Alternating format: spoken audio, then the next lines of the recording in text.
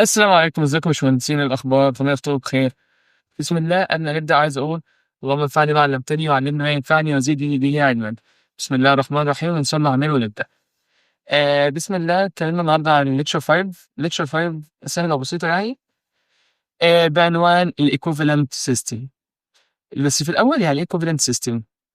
ايكوفالنت سيستم معناه ان انا في المساله هديك فورسز كتير وهديك مومنت وهديك شويه لعب كتير جدا، وانا كل اللي انا عايزه منك ان انا احولها لواحد فورس وواحد مومنت. طب يعني ايه واحد فورس وواحد مومنت؟ الواحد فورس ديت اللي هي هتكون الار الريزلتنت. كل فورس هخليها ايه؟ ريزلتنت واحده بس، وكل المومنت هخليها مومنت واحده بس، مومنت توتال بس. هي دي فكره كل المحاضره، ان انا كل الفورس هخليها ريزلتنت بشكل معين بزاويه معينه، وهعمل ايه؟ مومنت واحد بماجنتيود معين. طب عشان نفهم الفكره، بص نجيب الموضوع من الاول. دلوقتي انت عندك فورس هنا كده، دي بوينت ايه، والفورس دي اسمها اف، وعايزين نجيب هنا، عايزين نخلي كل الفورسز عند بوينت او. هنعملها ازاي؟ بص لو انت عايز تحفظ، فاحنا كل اللي احنا هنعمله هنجيب نفس الاف، نجيب هنا كده نفس الاف، وهيبقى معاها ايه؟ كابل، اللي هو المومنت. طب المومنت ده هيتحسب ازاي؟ عادي جدا، نقول المومنت اباوت او هي ايكوال او اي كروس اف 1. تمام. فدي كده الفكره، ان احنا عشان ننقل الاف من اف نوديها ايه، فاحنا هنحط عند الاو، قصدي من الايه نوديها الاو، هنحط عند الاو الفورس اف، وهنجيب معاها كابل. الكابل بيتحسب او المومنت بيتحسب عادي جدا، والفورس هتكون هي البوبس. طب جت منين؟ الفكره بتاعتها جت من ان ده كده الايه، ده فورس ليه بوينت او، عادي جدا اهو. افرض عند بوينت او في فورس هنا كده نفس الفورس، وواحده هنا كده بنيجاتيف، حسيت بحاجه؟ مفيش اي مشاكل، حطينا اف ونيجاتيف اف.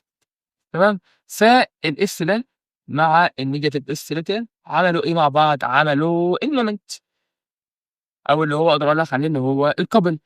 صح؟ كلام جميل. والاف دي هي اللي احنا هنسيبها مكانها، اللي هي هتكون الريزلتنت او الفورس.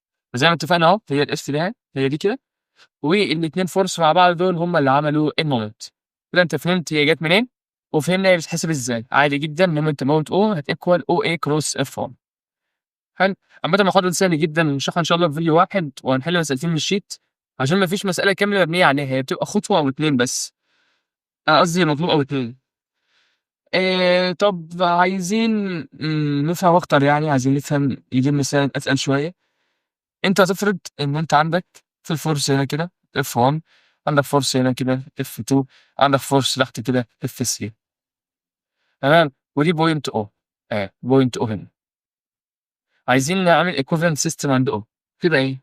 قول والله الاف 1 بقى هنا كده، كده ما تقعدش تعمل بقى الحوار ده كله، أنت فهمت؟ فننقل الفورس ونحط معاها كابل، فهتبقى اف 1 ومعاها المومنت بتاعها، اف 3 ومعاها الكابل بتاعها، اف 2 ومعاها الكابل بتاعها. خلاص، يبقى أنت نقلت التلاتة فورس زي ما هم، ومعاهم التلاتة مومنت.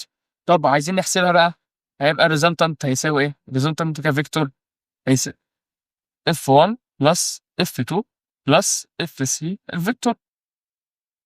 طبعا انت في المسائل عامة هيخليك انت اللي تجيب الفيكتور. طبعا احنا فهمنا بتيجي ازاي بالاربع طرق، الفيكتور بقى كوردينيت، البروجيكشن، الانجلز كده. والمومنت هتقول والله المومنت او بتاعت فورس 1، وبعدين المومنت اباوت او بتاعت فورس 2، وبعدين المومنت اباوت او بتاعت فورس 3. طبعا ايه فاكتورز الام توتال، او توتال. فهمت قصدي؟ يبقى تاني، احنا بيجيب لك فورسز بعيد عن بعضها مالهاش علاقه ببعض، وعايزك تجيب المومنت او تجيب الايكوفالنت سيستم عند او، فبتنقل كل الفورسز وبتجيب الكابل بتاع كل فورس. كلام جميل. طب دلوقتي احنا نقلنا الحاجه من هنا، دي كانت بوينت A ودي بوينت B ودي بوينت C، ايا يكن بوينت غريبه كده، وانهم كلهم للاوريجين عشان نسهل واحنا بنجيب المومنت. طب تعالى نفترض ان انا عايز اوصل عند الاتش، نقطه هنا كده اسمها الاتش. هل انقل من الاتش من مثلا دي بوينت ايه اهي هنا كده كانت ايه، دي كانت البي ودي كانت السي، هل اقعد انقل من سي لاتش ومن ال اتش ومن في اتش ولا ايه؟ لا، انت تنقل كل الفورس او كل الايكوفالنت سيستم عن الاوريجن، هتوصل بيه لايه؟ توصل بيه للاخر، ان انت بقى عندك اوريجن هنا اهو، للاوريجينال بقى عندك ريزلتنت مثلا شكله كده او معاه مومنت. بس بقى عشان تنقل بقى من الاو للاتش كل اللي انت هتعمله هتنقل الريزلتنت عادي جدا، وهيبقى معاك بقى هنا دلوقتي 2 مومنت. المومنت بتاع الاو توتال اللي احنا حسبناه اوريدي بلس المومنت اللي هيجي من الريزلتنت. فاهم قصدي؟ تاني، احنا لما نيجي ننقل من ال O للH أو عامةً من نقطة لنقطة بنعمل إيه؟ بننقل الresultant وبنجيب معاها القابل بتاعة الresultant صح؟ اللي هي الMR. كلام جميل. طب هي أصلًا معاها moment، فالmoment هيبقى هو نفس الmoment ما اتغيرش صح؟ ده الmoment هيتنقل زي ما هو، اللي هو عشان ننقل equivalent system ننقل force ومعاها couple. يعني لو هنا مثلًا كانت الO مش معاها moment لو فأنت كنت هتنقل إيه؟ الresultant بالقابل بتاعها صح؟ طب دلوقتي معاها moment خلاص يبقى انقل الresultant بالقابل بالmoment أصلًا اللي كانت معاها. فتمام تكون فهمت قصدي. فدلوقتي عشان نحسب الmoment about each هنتعامل ازاي؟ عشان نحسب دلوقتي الmoment about each زي ما اتفقنا ان احنا هناخد ان او توتال كلها بلس ايه بقى؟ بلس المومنت about each اللي جايه من الاو عادي جدا كانها ريزلتنت. يعني انت عايز دلوقتي المومنت اللي جايه من ريزلتنت اللي هي عند مومنت او. فعشان قلنا بتيجي ازاي؟ بتيجي من اتش او بلس الار صح؟ هنا كنا نجيب المومنت لو انت عندك فورس هنا كده وهنا بوينت او اهي ودي بوينت اتش ودي اسمها ار، كنت تحسب المومنت اباوت اتش ازاي؟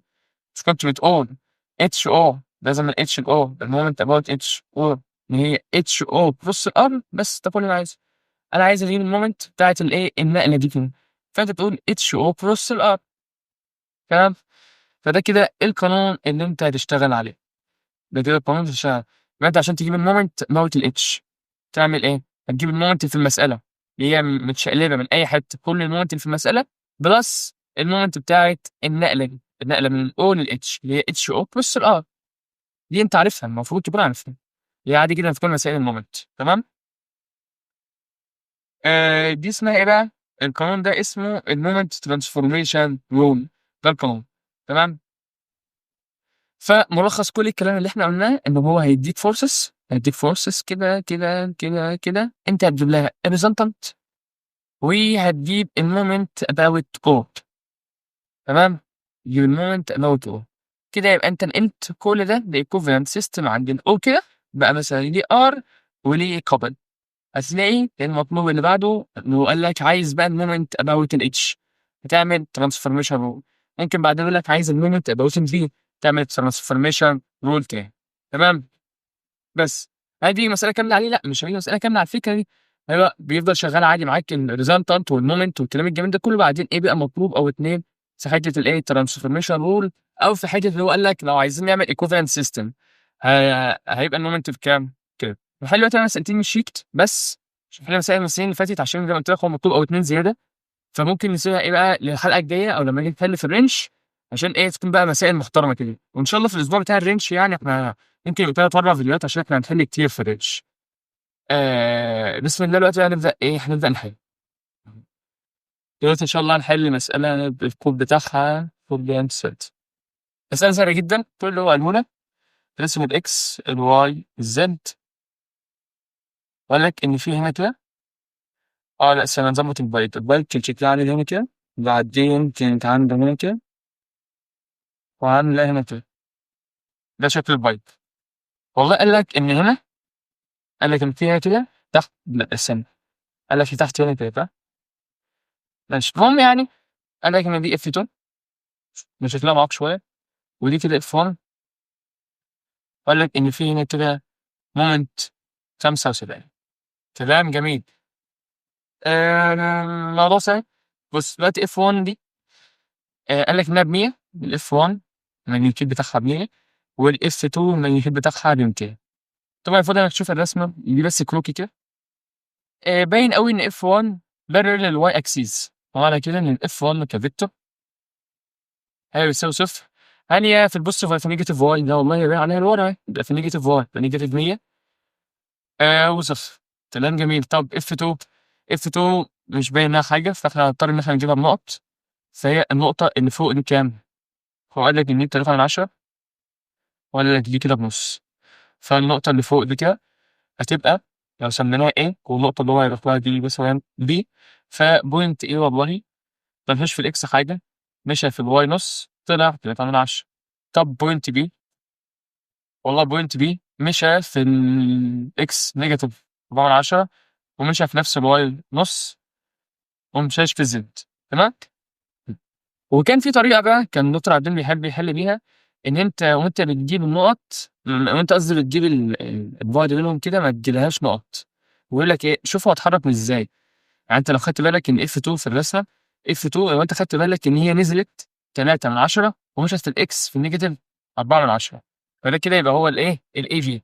ودلوقتي لما أجيب الإي في هيطلع كده، يعني بص هو اتحرك من الإي بي صح، فيبقى بي ناقص إيه، فيبقى نيجاتيف 4/10 نص ناقص نص صفر، صفر ناقص 3/10 يساوي 3/10.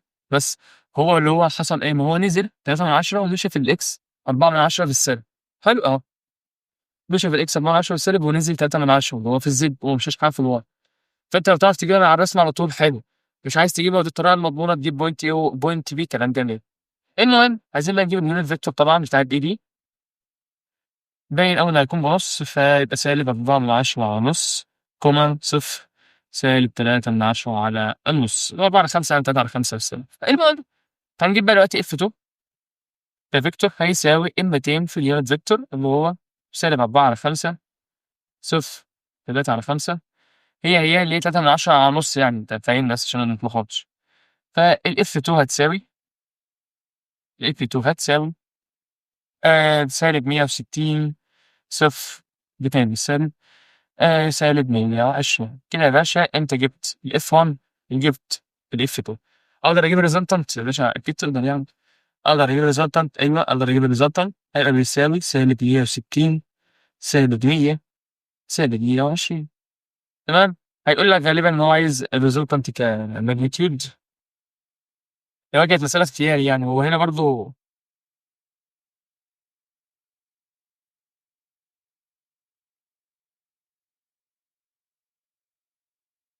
تمام. فالريزلتنت كماجنتيود هيساوي 223.6. كلام جميل جدا. طب دلوقتي هل المسألة خلصت؟ لأ، عايزين نجيب المومنت. طبعًا كل ده كأننا بنتكلم عن بوينت O، وقايل لك عايز المومنت والريزلتنت عند بوينت O. قبل ما تنسى إحنا عايزين نجيب المومنت أصلًا اللي هو مديها لك في المسألة، هو مديك إن في هنا مومنت هي 75. طب دي اتجاهها إيه؟ هو سهل المرة دي اتجاهها في النيجاتيف إكس، فالمومنت اللي هو مديها لك اللي هي مومنت سي هيساوي سالب 75 صفر صفر عشان هي في النيجاتيف إكس. كلام جميل. طب دلوقتي إيه اللي ناقص؟ اللي ناقص والله إن أنا أجيب المومنت بتاع F1 وF2. هنا عندك حلين. حلو. إيه الحلين؟ الحلين إن أنت تجيب إما آآ المومنت بتاع F1 والمومنت بتاع F2 تشتغل. حلو. طب هل ممكن أجيب الاتنين في نفس الوقت؟ ينفع. إزاي؟